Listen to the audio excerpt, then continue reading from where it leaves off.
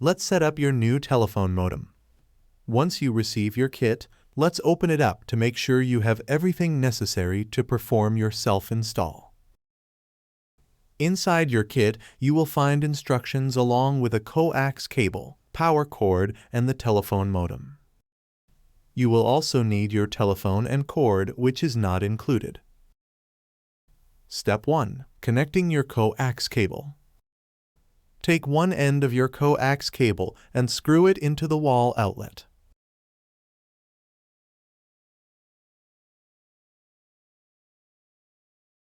Next, take the other end of the coax cable and screw it into the back of your new device securely.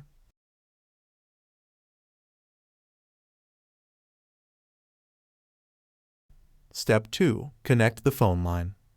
First, plug one end of the phone cord into your new device.